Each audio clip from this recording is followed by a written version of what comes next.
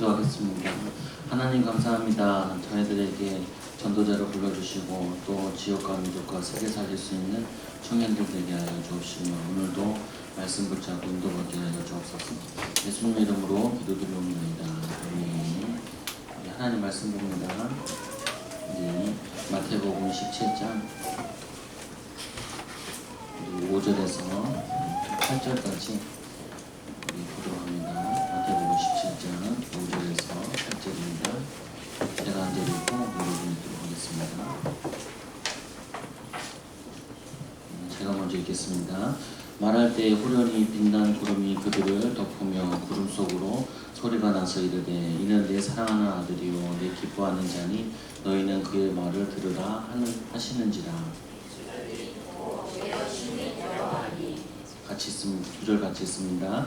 예수께서 나와 그들에게 손을 대시며 이르시되 일어나라 두려워하지 말라 하시니 제자들이 눈을 뜨고 보매 오직 예수 외에는 아무도 보이지 아니하더라. 아멘. 오늘 말씀은 잘못하고 있는 헌신이라는 말씀입니다.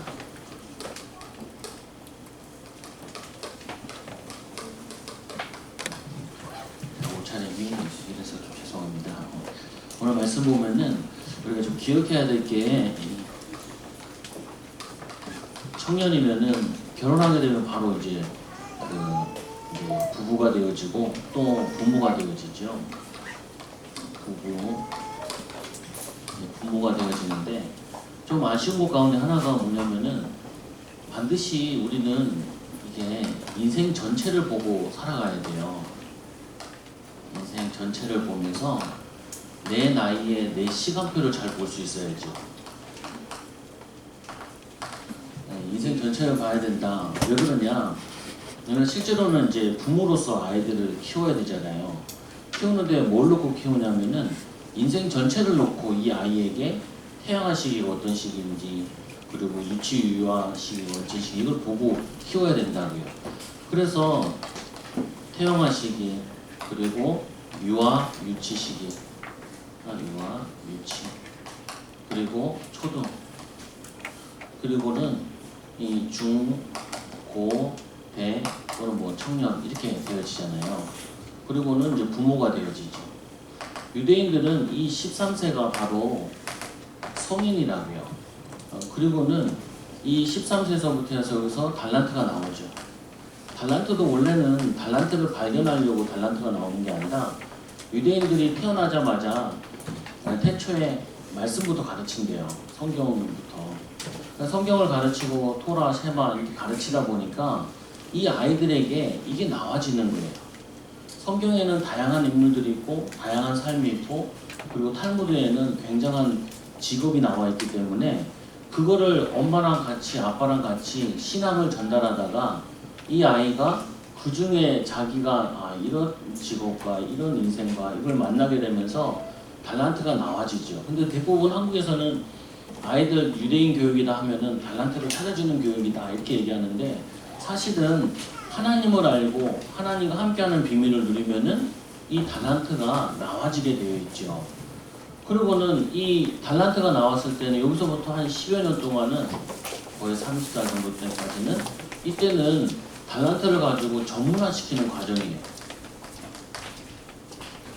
그리고 이때가 이제 거의 30대에서 26살 이때가 뭐냐면은 사회에 진출하게 되죠. 사회에 진출. 그리고 이때부터는 40 전후반으로 해가지고 이때는 이 렘넌트들이 어떤 유대인들이 어떤 언약을 잡냐면은 미리성공이라는 단어를 잡아요. 이 태아, 유아, 영아 시기 이때는 모든 기본과 기초를 갖추고 그리고 이 초등 이때부터는 이 부분을 삶으로 갖추고 그리고는 달란트가 발견된 이후에 자기의 전문성을 가지고 전문화시키는 과정을 가지다가 이 사회에 진출할 때는 거의 전문인이 돼 있는 상태에서 사회에 진출한다는 거예요. 그 진출한 다음부터 이때부터는 이 사람들은 우리는 직업을 갖기도 힘든데 사실은 내가 뭐 해야 되는지도 모르는 대학생들이나 졸업하고 청년들도 그 직장 다니다가 관두고 다시 대학 가고 그러는데 얘네들은 사회 진출하면서 벌써 10여 년 동안 전문인이라는 걸 거의 가지고 나온다고요. 그리고는 나오자마자 얘네들은 이 창업을 하든지, 그래서 유대인들이 창업하는 거 보면 다 20대, 30대 초반이죠. 그리고는 미리소공이라는 걸 가지고 40 전후로 해야지 다 성공해버리고 이때부터는 퇴당으로 헌신하고, 그리고는 이때부터는 직장은 안 갈 정도라는 건 이미 성공돼 있으니까. 그리고 우리를 얘기하면 교회죠. 그리고 사회. 이 세 가지에 헌신하는 시간으로 잡는다고요.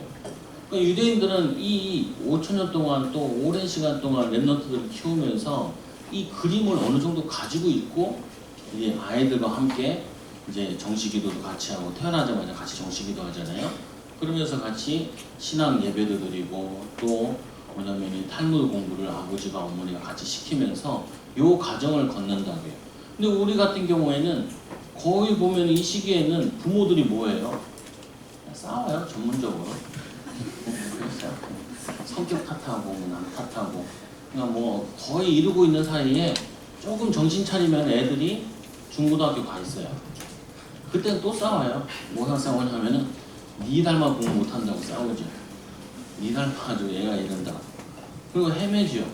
그리고는 대학 청년 됐을 때는 결혼을 하니 마니, 그리고 뭐 이게 뭐 갈등하니, 그리고 뭐 남자가 없니 여자가 없니, 이런 식으로 계속 갈등의 연속이라. 그리고 얼떨결에 이제 결혼하면은 또 이제 시작, 이게 반복되는 거죠. 어떻게 보면 이게 사단이 시스템을 만들어 놓은 거예요. 사실은 하나님께서 우리에게 렘넌트를 키울 수 있도록 가정의 시스템을 이렇게 만들어 주셨는데, 이거를 이 복음을 모르다 보니까 다 놓쳐버린 거죠. 또 성경을 모르다 보니까 다 놓친 거죠. 유대인들은 요건 잘했는데 사실상 뭐가 딱 빠졌냐면은, 유대인들은 복음이 딱 빠진 거예요. 어떻게 키우는, 이 전문인으로서 뭐냐면 어떻게 키우는 건 알았는데 복음이 빠져버리니까 결국에는 오늘 본문과 같이 뭐가 되어지냐면은 노예된 상태로, 포로된 상태로, 오늘 이 본문에는 속국된 상태로 무너지게 되는 거죠. 그래서 우리는 이 유대인들의 이 키우는 과정이, 그래서 유 목사님이 요 달란트 찾는 거 이거 얘기하시면서 일곱 렘넌트를 모델 삼아야 된다라고 얘기하시잖아요. 일곱 렘넌트들이 어린 시절서부터.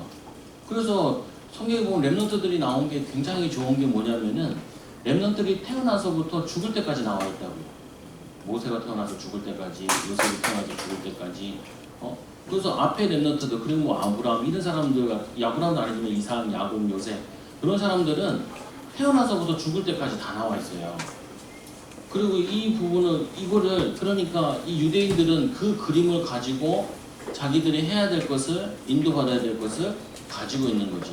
그래서 청년들은 어떤 청년들은 그래요. 40대 아주 청년인 줄 알고 그러는데, 근데 결혼했어야 될 나이잖아요. 40 넘고 막 30대 주반 넘어가면은. 그리고 조금 있으면 이제 뭐냐면은 그게 애를 못 낳을 나이가 되는데, 여자들 같은 경우 상식적으로 알아야 되잖아요. 남자의 정자는 3개월마다 만들어지지만 여자의 난자는 하나 만들어줘가지고 이게 계속 늙잖아요. 팍팍 늙어가지고 계속. 그럼 뭐냐면 늙어가는데, 그러면은 이거를 목사님 나는 이런 부분에 많이 놓쳤는데 어떻게 합니까? 그래서 이거를 가장 늦은 거를 후회할 수는 없잖아요. 그래서 하나님께서 우리에게 이걸 단어를 주신 거예요. 오직 성령이 너에게 마시면. 물론 렘넌트 때 키우고 초등 때, 중고등 때 키우는 거 굉장히 좋지요. 근데 놓친 시간을 우리가 어떻게 보상하겠어요? 그거는 이제 발판으로 삼아야 될 부분인데, 그러면은 놓친 걸 후회하는 것이 아니라 지금이라도 하나님께서 우리에게 오직 성령이 너에게 마시면 너희가 권능을 받고 예루살렘과 온 유대와 사마리아 땅까지 내 증인되리라. 그래서 청년 수련회 가면 유 목사님이 제일 많이 말씀하시는 게 성령 충만 받아라. 직장 생활도 힘들고, 그리고 결혼도 안 돼 있고, 그리고 애 키우는 거 이런 것도 어려운 상태고, 그 모든 것을 앞당기는 게 뭐냐? 오직 예수, 오직 성령 충만 받을 때, 그때 우리가 놓쳤던 것들, 잃어버렸던 것들, 그것들을 하나님이 회복시켜 준다고요. 물론 이 시기에 만난 태어난 부모에게는 이 시간이 마지막 시간입니다. 다시 돌아오지 않습니다. 태교가 다시 돌아오는 것이 아니고, 그리고 애들 어린 시절 젖먹이 때 배워야 될 거 돌아오지 않습니다. 그 맞는데 이게 우리가 만나는 연령대들이 청년들이다 그러면은 청년들 같은 경우는 요 시기에 있는 청년도 있지만 영청년도 있지만 젊은 청년도 있지만 나이 든 청년도 있잖아요. 그러면은 거기에 따라 이거를 붙잡아야 된다고요. 이 언약을 붙잡을 때 놓쳤던 것들이 인도받죠. 제가 저번 주에도 일본 갔다 왔는데 오사카 집회 갔다 왔는데 거기서 이제 다 예배 끝나고 나서 포럼을 하니까 어떤 아줌마지요. 나이 50대 정도인데 자기는 결혼도 안 했대요. 그리고 자기는 뭐 애도 없고 그래가지고 어떻게 해야 되는지 그래서 그 동생 애들이 있는데 동생 애들을 조금 이게 케어해야겠다 이런 생각을 했다는 거예요. 잘한 거예요. 성령충만 받으면은 자기가 할 수 있는 사역에 자기가 할 수 있는 부분에 인도받는 거죠. 왜냐면은 이거 잘못 들으면은 나는 이때 놓쳐서 그런가? 우리 엄마가 이렇게 갈등해가지고 내가 태영아 시기를 놓쳐서 그래? 중고등부 시기를 놓쳐서 그래? 그렇긴 한데 우리 하나님은 왜 복음을 그때 깨닫게 할 수 있는데 왜 지금 깨닫게 하셨냐는 거예요. 하나님께서 후회하라고 그게 아니라 네 자녀는 렘넌트는 제대로 키우지만 너는 후회하지 말고 지금이라도 찾아야 될 거, 지금이라도 인도받아야 될 거. 어떤 엄마는 이렇게 얘기하더라고요. 애들 중고등학교 다 갔다는 거예요. 막내는 4살인데. 그래서 얘네들한테 어떻게 할지 모르겠다. 그래서 얘기했죠. 가서 포럼하라. 내가 너희를 잘못 키웠다. 복음 없이 키워서 미안하다. 그렇게 포럼하면 돼요. 왜냐하면 포럼 주제 가지고 2강을 했는데 왜냐면 이 유대인들은 이 훈련 가운데 교육하는 가운데 문답식 교육을 많이 시킨다고요. 질문하고 답하고. 이 마태복음 16장에도 질문하잖아요. 사람들이 나를 누구로 아느냐. 예수님께서 제자들이 이런 얘기 하잖아요. 그러니까 너희는 나를 누구로 아느냐. 질문하고 대답하면서 뭘 시켜요? 복음을 각인시켜요. 질문하고 답하면서. 안 잊어버리시잖아요. 잊어버리시나요? 여러분 여러분 보고 너 왜 그렇게 생겼어? 절대 안 잊잖아요. 상처로 딱 각인되잖아요. 어떤 지금 신학교 갔는데 20살이었어요. 어떤 여자애가 처음으로 이제 화장을 했나봐요. 요즘은 중학생이 화장하지만 저희 때는 대학생이 화장을 했잖아요. 그리고 서가지고 내 친구한테 물어봤어요. 야, 나 이쁘지 않아? 그러니까 이 친구가 뭐라고 그러냐면 징그럽다. 그 다음부터 이 여자애가 얼마나 각인됐는지 얘랑 얘기 안 해요. 상처받았다고. 그럼 물어봤죠. 왜 얘기를 안 하냐. 그러니까 나한테 어떻게 그런 말을 할 수가 있냐고. 처음으로 화장하는데 그걸 보고 이쁘다 그래야지. 그래서 그걸 각인시켜버려요. 이 유대인들은 이 질문과 예수님께서도 제자들에게 물어보잖아요. 저기 불풀 봐라. 누가 목이나 입히냐. 저 참새 봐라. 누가 목뒤에 입히냐. 그러면서 복음 각인시킨다. 그래서 청년회 때 가장 중요한 부분은 당연히 이게 준비돼야 되고 인도받아야 되는 부분이지만 가장 중요한 것은 성령 충만 속에서 성령 인도받아 가정과 또 이 사회를 살리는 전문성, 교회를 살리는 뭐냐면 중직자의 축복, 그리고 가정을 살리고 가정의 응답을 누리는 이 복음의 응답, 이 축복을 누리는 거죠. 그래서 오늘 말씀은 잘못하고 있는 헌신, 유대인들은 여기 이 가정에 이 헌신을 하긴 했는데 하나가 빠진 헌신이잖아요. 복음이 빠진 헌신이니까 사실상 헛짓거리 한 거죠. 뭔 헛짓거리 한 거냐? 사실상 속국으로 만들어 버린 거예요. 그래서 우리가 자꾸 유대인 교육 좋다 얘기하면 안 되는 게 유대인들은 달란트를 발견하고 전문인을 키우는 데는 좋은데 완전히 하나님을 대적하게 만들고 예수님의 십자가에 못 박게 만드는 교육이에요. 그 교육에는 하나님이라는 복음이라는 게 없기 때문에 유대인들 교육은 사실은 존경받을 만한 교육이 아니라 차라리 공부 못하고 하나님 잘 믿는 게 낫죠. 그때는 아멘 안 하죠. 그죠? 그래서 첫째로 보니까 모세를 통해 그리스도를 알지 못했습니다. 모세를 통해서 모세 대단하다라고 유대인들이 구약하면 대표적인 인물이 바로 모세인데 이 모세를 통해서 붙잡아야 될 것은 그리스도를 붙잡아야 돼요. 근데 유대인들은 모세를 통해서 붙잡은 게 뭐냐면은 율법주의를 붙잡은 거예요. 그래서 10가지 재앙과 기적의 이 출애굽의 의미, 이거는 사실은 뭐예요? 우상이 멸망당하는 것이고, 그 출애굽에는 우리도 눈에 보이지 않게 사단에 노예되어 있는 거예요. 특히 뭐에 노예되어 있어요? 잘못된 생각, 잘못된 사상, 잘못된 삶, 거기에 노예되어 있는 거예요. 저 같은 경우는 제일 노예되어 있던 게 어떤 거였냐면은, 우리 집은 안 좋아. 왜? 가난하니까.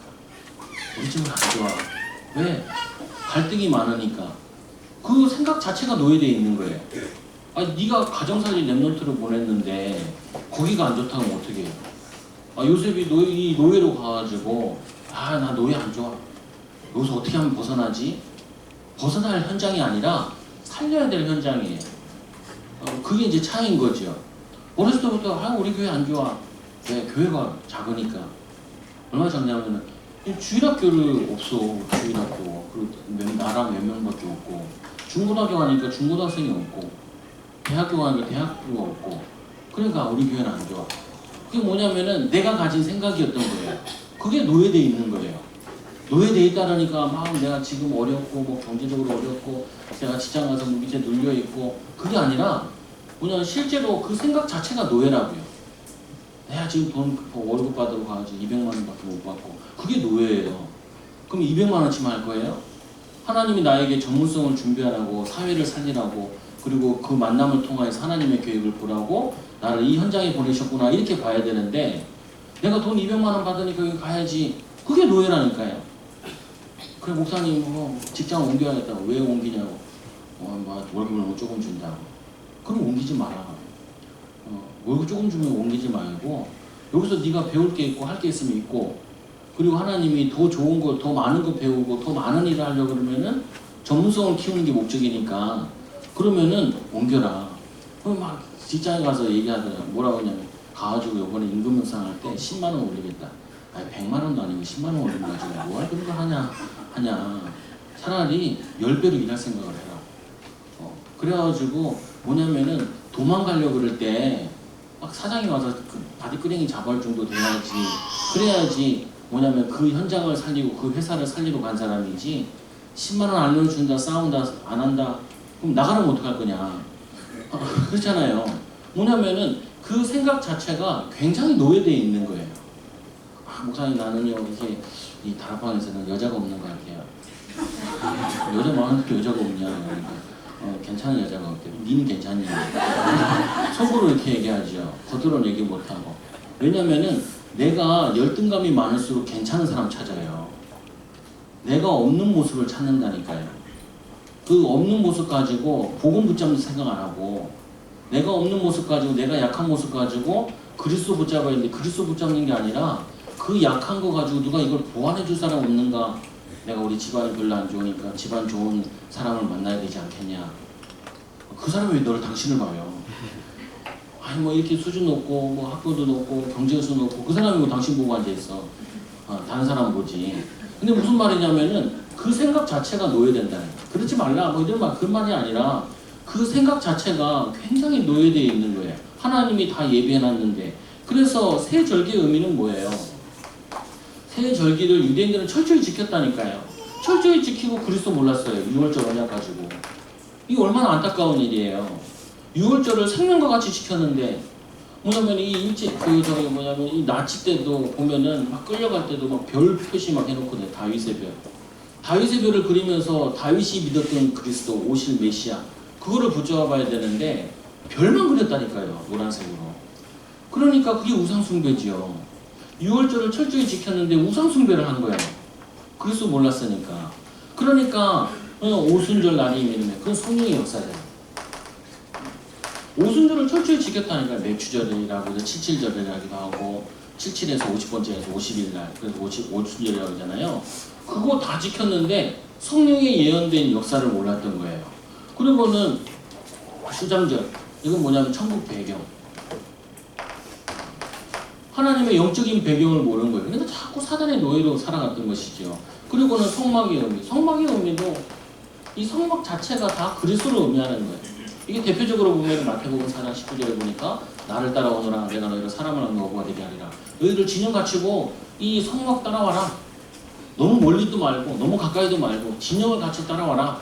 그럼 뭐냐면 이 성막에는 뭐냐냐, 지성소 있고 성소 있고 거기에는 뭐 물들고 뭐 다 있는데 그게 다 그리스도의 보혈, 그리스도의 비밀을 얘기하는 것인데, 결국에는 여기 안에 뭐 들었고 어떤 모양이고 어떤 금색이고 무슨 홍색칠이고 이게 하나도 중요한 게 아니에요. 그게 아니라 예수님께서 나를 따라오너라 내가 너희를 사람을 얻는 어부가 되게 하리라. 우리가 예수 붙잡아야 이 저주에서, 예수 붙잡아야 하나님 만나는, 예수 붙잡아야 모든 이 사단의 손에서 건져지는 것인데, 예수 따라가야 되는구나. 어떻게 따라가냐? 그분의 말씀을 붙잡는 게 따라가는 거죠. 그래서 언약궤의 의미는 뭐냐? 이게 언약궤 똑같은 거잖아요. 언약궤. 그래서 언약궤가 움직이고 성막이 움직이면은 같이 움직였죠. 그래서 이 유대인들은 모세를, 오늘 말씀에 우리가 이 베드로가 고백하기를 우리가 초막셋을 질 때 하나는 주를 위하여 하나는 모세를 위하여, 근데 틀리게 붙잡다 보니까 틀린 헌신을 한 거예요. 어떤 헌신을 했어요? 이들은 이 율법을 다 지키는 걸 헌신한 거예요. 사실은 어떻게 되어지죠? 우리가 복음을 알고 복음을 누리면은 어떻게 되어지냐면은 삶이 나오게 되어지죠. 내가 거짓말 안 해야지. 그게 아니라 내가 거짓말 할 수밖에 없는 죄인이구나. 그래서 그리스도가 필요하구나. 그래서 그리스도 붙잡아야 되는구나. 왜 거짓말해요? 살아남으려고. 왜 거짓말해요? 내게 이익되니까.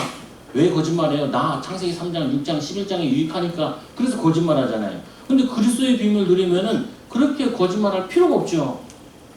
그러면은 그리스도를 알고 누리면은 삶이 따라오는 것이지 이거를 억지로 지키는 게 아니라고요. 저도 어렸을 때 교회 다녔는데 거짓말 안 해야지, 착하게 살아야지. 아무리 착하게 살아도 잘 안 돼요. 왜 안 되냐? 원래 나쁜 놈인데 뭐 착하게 살아줘요. 원래 죄인인데. 바울은 자기를 모든 거 배설물이라고 그러는데, 자기를 똥이라고 그러는데 어떻게 이렇게 사라져요? 복음 붙잡을 때만 조금 흉내만 내는 거지, 어떻게 보면은. 그래서 복음을 정말 한다면은 율법을 지키는 것이 아니라 지켜지는 거죠. 그리고는 두 번째로 보니까 이 엘리야, 유대인들이 두 번째로 존경하는 큰 인물 가운데 다윗까지 꼽으면 그렇지만 오늘은 엘리야로 나왔는데, 이 말은 무슨 말이냐면은 응답받고 싶다는 거예요. 가장 핵심되는 부분이. 그리고 이 부분은 어떻게 보면은 이 말씀을 지키겠다는 거예요. 근데 말씀의 핵심 대신 그리스도를 모르면은 지킬 수가 없는 거죠. 왜 이 엘리야가 이 유대인들은 존경하냐? 큰 응답, 큰 기적을 맛보겠다는 거예요. 이거 신비주의죠. 신비주의. 응답받고 싶어서 몸부림치는 거라. 우리가 왜 기도해요? 응답받으려고 기도하잖아요. 근데 그건 바른 헌신이 아니에요. 하나님이 원하시는 헌신은 뭐냐? 그리스도를 아는 것이 헌신이에요. 이 마태복음 16장 말씀이 언제 나온 거예요? 예수님께서 공생애 가운데 이제 마지막 십자가 지시기 전에 나온 얘기예요. 그 전까지는 이 예수님이, 제자들이 예수님을 이 3년 동안 줄기차게 따라다녔는데, 따라다닌 다음에 예수님께서 설명하신 게 나를 누구라 하느냐? 뭐냐? 이 비밀을 아는 것 자체가 헌신이라고. 보통 헌신하다 산다 생각하면은 교회 가서 봉사하고 가정에서 헌신하고 희생하고 그게 헌신이라고 생각하는데, 먼저는 그리스도를 아는 게 그게 최고의 헌신이라고요. 그리스도를 알고 누리면은 이 시간표 따라 내가 교회에서 뭐 해야 되는지, 이 비밀을 알고 뭐냐면 내 인생에서 가정에서 뭐 해야 되는지 그거를 나오게 되는 거죠. 그러면은 이 비밀을 알 때 오늘 이 갈매산에서 벌어진 영적 전투를 의미합니다. 이 말은 무슨 말이에요? 우상과 싸움이에요. 이 우상과 싸움, 여기에 뭐가 따라온 거예요? 하나님의 능력이 나타난 거죠. 그럼 우리도 동일하다는 거예요. 우리가 정말 헌신해야 될 헌신은 뭐냐? 가는 곳마다 이 우상을 무너뜨리는 이 헌신을 하는 거예요. 가는 곳마다 노예되어 있고, 이 시대도 어떻게 보면은 전쟁과 갈등의 연속이었잖아요.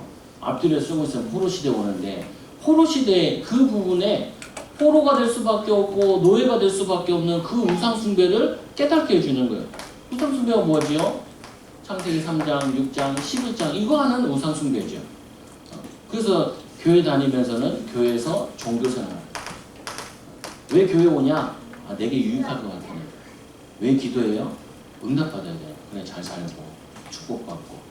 왜 우리가 렘넌트 키워야 되냐? 보험이잖아요. 안 그래요? 누가 나한테 그러더라고요. 지나가는데 어떤 아줌마가 애가 셋이냐고. 보험이 3개네요. 보험이 3개가 아니라 하나님의 은혜를 주신 거죠. 그래서 뭐냐면은 이 종교 생활하는데 이거를 깨닫게 하는 거죠. 그래서 이 여기와 영적 싸움하는. 그러니까 하나님께서 큰 비로 가뭄을 그치게 하셨는데 기도할 때 언약 붙잡을 때 하나님께서 성령의 단비를 내려주시는 거예요. 그래서 유대인들은 비 하면 우리는 감각이 없잖아요. 왜 감각이 없냐? 외국인들이 한국에 와가지고 한강을 보면서 제일 먼저 놀라는 것이 다리가 왜 이렇게 높게 지어져 있냐. 몰라서 그러죠. 우리는 장마가 있는데 맨날 넘치는데 몰라서 그러잖아요. 안 살아보니까 1년만 살아보면 알죠. 그건 뭐냐면은 이 단비라는 부분이 유대인들에게는 이게 황폐한 땅이기 때문에 그 의미가 뭐냐면은 성령의 단비를 부어준다는 의미예요. 그 여러분 찬양도 있잖아요. 성령의 단비를 부고 뭐 이런 찬양 있잖아요. 그래서 성경에서 비 얘기할 때나 이런 거 얘기할 때는 기름 부음, 성령의 역사, 은혜 이거를 의미하는 부분이라. 그래서 이 엘리야에게 언약을 회복시키는 의미. 이 엘리야가 그렇게 응답받았는데도 그렇게 많은 하나님의 능력을 나타냈는데도 결론은 뭐예요? 자기를 데려가 달래요. 노뎀 나옴이 돼서 자기를 데려가 달라는 거예요. 그래서 이 하나님께서 꿈에 보여주면서 이렇게 얘기하시죠. 7천 제자 엘리야를 숨겨놓고 엘리야 그리고 7천 제자를 숨겨놨다. 근데 뭐라 그래요? 그 말씀에 보면은 이 바알에 무릎 꿇지 않는 이렇게 얘기한다고요. 그 말은 복음을 아는, 복음을 이해한, 복음을 누리는, 복음을 누렸는데 응답이 오는 것이지 응답 받으려고 복음 누리는 게 아니라고요. 목적이 바뀌어버리면 안 되잖아요. 우리가 복음을 사랑하고 하나님과 함께하는 비밀을 누렸더니 응답이 오면은 감사하고 안 오면 더 감사하고. 그게 뭐냐면은 우리의 신앙의 색깔인데 마치 응답 받으려고 기도하는 것처럼. 그리고 막 봉사하면서 이렇게 얘기하잖아요. 네 봉사해야 건강에 축복이 오고 봉사해야 응답 받는다고. 그래서 전도하는 데 같이 가고 훈련 속에도 가고 이렇게 가르치는데 사실은 그거는 육에 속한 사람들에게 약간 이게 데리고 오기 위해서 하는 부분이지 응답이 없어도 복음 누려야 되고 응답이 없어도 복음 전해야 되고 응답이 없어도 기도해야 되는 거죠.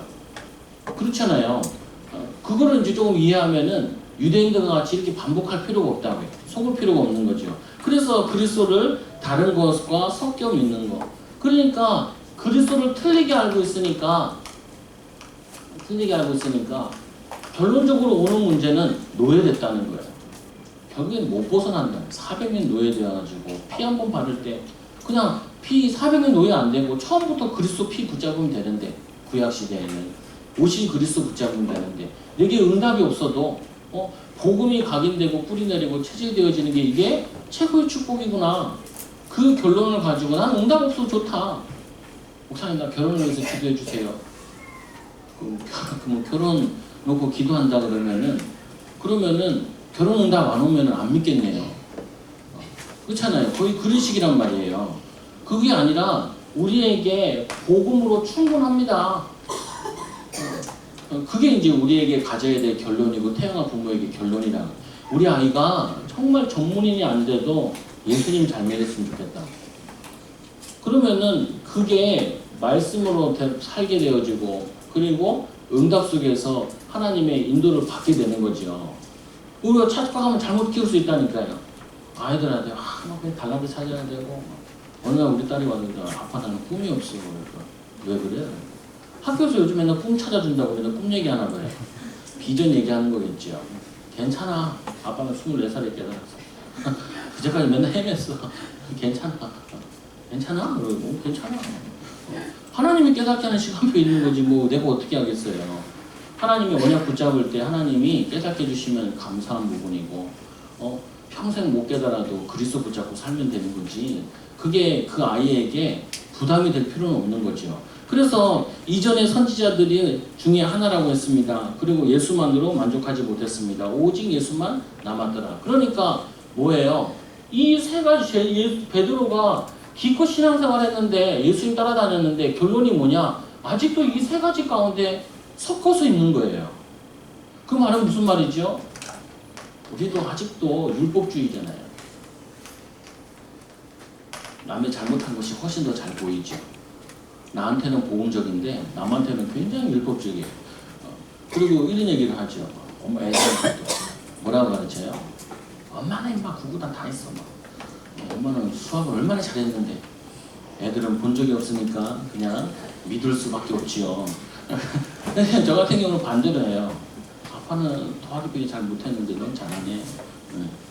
아빠는 한글을 되게 늦게 깨우쳤는데 너는 나보다 빠르다. 왜 그런 얘기를 하지요? 그건 뭐냐면은 이 아이에게 자신감을 주려고. 근데 보통 보면은 가르칠 때 어떻게 해요? 그것도 못했냐 이렇게 가르치죠. 특히 이제 공부 잘했던 부모들이 애들 다 어렵게 만들어요. 왜냐면은 그 부모가 달란트가 언어 영역인데 언어 영역인 사람들이 다 공부를 잘하잖아요. 안 그래요? 저 이상한 오차를 내서 그런가? 근데 뭐냐면은 언어 영역이 잘해서 그런 거거든요. 근데 하나님이 이 엄마 아빠가 변호사들인데 애를 운동신경 좋은 애를 보냈단 말이에요. 그러면 그 애는 정말 죽어나는 거예요. 엄마 아빠 기준에 걸려가지고. 그래가지고 항상 눌려 산다니까요. 저희 동네는 그런 사람들이 많아요. 우리 집사님도 교회 온 지 한 3년 됐는데 그 아버지가 서울대 법대 출신인 건 처음 알았어요. 서울대 법대 출신이래요. 근데 이 아줌마는 전문대 겨우 나왔거든요. 그건 뭐냐면은 그게 아이들에게 그게 도움이 안 되는 경우 많다니까요. 왜냐면은 율법주의에 빠져가지고 잘한다, 못한다, 이래야 된다, 저래야 된다. 부모의 기준 가지고 아이를 계속 괴롭히는 거예요. 내 아들이 아닌데, 하나님의 것인데, 여호와의 기업인데. 그리고 내가 만든 것도 아니잖아요. 그리고 뭐 기도하잖아요. 막 뱃속에 태아 넣어놓고 눈은 아빠 닮고 코는 엄마 닮고 또 반대로 닮고 싫은 것만 다 닮아서. 그래서 내가 우스스로 그러죠. 태교할 때 미운 사람 있으면 미운 사람 닮으니까 조심하라고. 각인된 대로 나올지 모르니까. 그냥 그러진 않는데 뭐냐면은 그 마음속에 미운 거 다 버리라는 거죠. 그래서 아직도 우리는 복음이라고 얘기하면서 우리 마음속에는 율법주의가 많이 자리 잡는다니까요. 아까도 이렇게 지금 이렇게 핵심이 오는데 문자 나왔더라. 목사님 지방 읽어가지고요. 거기서 예배드리고 올게요. 아멘 이렇게 안 나오잖아요. 아멘 그렇게 안 나오잖아요. 분명히 주인 저녁에 양육하는 것도 있는데 어떻게? 그건 뭐냐면 어쩔 수 없죠. 그러면서 이렇게 보내는데 마음속에는 잘 안 나온다니까요. 뭐지? 본교를 지켜야지. 막 또 뭐 나오죠. 하나님의 계획이 어떤지 모르겠는데 그러면서 뭐냐면 자꾸 바꾸는 거예요. 아직도 오직 예수가 안 되는구나. 우리가 막 하다 보면 애쓰는 이유가 뭐예요? 내 이름이 드러나면은 또 뭐냐면은 내게 유익이 되면은 나라는 게 존재감이 나타나면 신비주의. 내 나름대로 응답. 내 인격이라든지 내가 드러나든지 내게 유익이 되든지 내 명예가 올라가든지 그러면 생명 걸고 하는 거예요. 복음이 유익한 건 다음치고. 그러니까 예수님께서 보여주는 거 모세도 사라지고 엘리야도 사라지고 오직 예수뿐이었더라. 오직 예수. 그러니까 우리는 날마다 오직 예수 안 되는 거를 발견하고 찾아가는 거죠. 그래서 부모들에게 좀 주의하셔야 될 부분은 자꾸 부모가 오직 오직 예수는 아니에요. 이게 무슨 말이냐면은 부모가 완벽할 필요 없어요. 저도 이제 아이들이 뭐 문제 같은 거 갖고 오면 뭐라고 그러냐면은 모르면은 모른다라고 얘기해요. 모르고 찾아보자라고 얘기를 해요. 엄마, 아빠 그런 것도 몰라? 그러면 몰라. 아빠는 아는 건 아는데 모르는 건 몰라. 근데 일부러라도 모르는 척 하는 게 좋을 수도 있어요. 왜냐면은 찾는 과정이 더 중요하니까. 근데 뭐냐면은 완벽한 부모가 되려고 그래요. 아니에요. 우리는 완벽한 부모가 될 수 없고 어떻게 보면 우리는 하나님 앞에 태어나야 해요. 하나님 앞에 태어나라는 말이 뭐죠? 젖먹이와 같다고요. 항상 하나님 바라보고 하나님 의지해야지 살 수 있는 태양화 상태일지도 몰라요. 그렇게 깨닫는 게 제일 좋은 것 같기도 하고요. 그런데 부모들이 완벽한 부모 되려고 해서 이 아이들이 하나님께로 가는데 하나님 아버지께 가는데 방해되면 안 되는 거죠. 그러면은 헌신이라는 건 뭐냐? 잘못된 헌신을 하고 있는데 예수님의 헌신을 보면은 결론적으로 예수님의 가장 큰 헌신은 뭘 하냐면은 이 하나님의 사랑을 아는 거예요. 사랑을 받았고. 그래서 아이들과 부모와 관계 속에서 제일 중요한 게 뭐냐면은 자꾸 이 사랑한다는 게 전달되는 게 제일 좋죠. 그래서 사랑이라는 것도 자꾸 조건을 걸면 안 되는데 이렇게 하죠. 네가 공부를 못해도 나는 너를 사랑한다. 그리고 네가 아빠 말을 잘 안 들어도 너를 사랑해. 그러면 아이들이 제대로 해석을 하죠. 아, 말 잘 들으란 말이구나. 이렇게 알아들어요. 왜냐면 아빠가 뭘 좋아하는 거 알고 엄마가 뭘 좋아하는 거 아니까. 그러니까 저희 애들도 와서 교회 갔다 와서 저녁 때 뭐 이런 얘기를 해요. 뭐라 하냐면 아빠 오늘 많이 안 떠들었지. 그 말은 무슨 말이에요? 떠들었다 안 떠들었다 그게 중요한 게 아니라 아빠 나 사랑해? 아빠 나 애썼어 그 말이죠. 그거를 이제 받기 원하는 거예요. 그러면은 이 예수님이 우리에게 보여주신 헌신은 사랑으로 나오는 희생이라고요. 근데 가끔 우리 엄마들은 부모들이 얘기하잖아요. 내가 안목을 안 쓰고 너네 키웠다고. 그 말은 뭐가 나오는 거예요? 그 말은 다르게 얘기하면 너희들이 나한테 이럴 수 있느냐 이렇게 나오는 거죠. 예수님께서 제자들 보고 이 아이 너희들 나한테 배신 때리고 이럴 수가 있느냐, 너는 어떻게 나를 3번씩이나 부인할 수 있느냐 이렇게 얘기하지 않고 뭐라고 하냐면은 너는 나를 사랑하느냐, 그거를 확인하죠. 그래서 이게 안 돼요. 잘 안 되다 보니까 뭐가 필요해요? 부모가 하나님의 사랑을 누리는 이게 필요한 거예요. 내가 하나님의 은혜를 누리는, 하나님의 응답을 누리는, 이 응답을 누리는 것만큼 배우자를 사랑하는데 어떻게 사랑하느냐? 배우자에 대한 렘넌트에 대한 하나님의 계획을 찾는 것이 그게 바로 하나님의 사랑을 헌신하는 거죠. 그래서 제일 큰 헌신은 뭐냐? 렘넌트를 통하여서 우리 엄마가 그리스도를 누리네.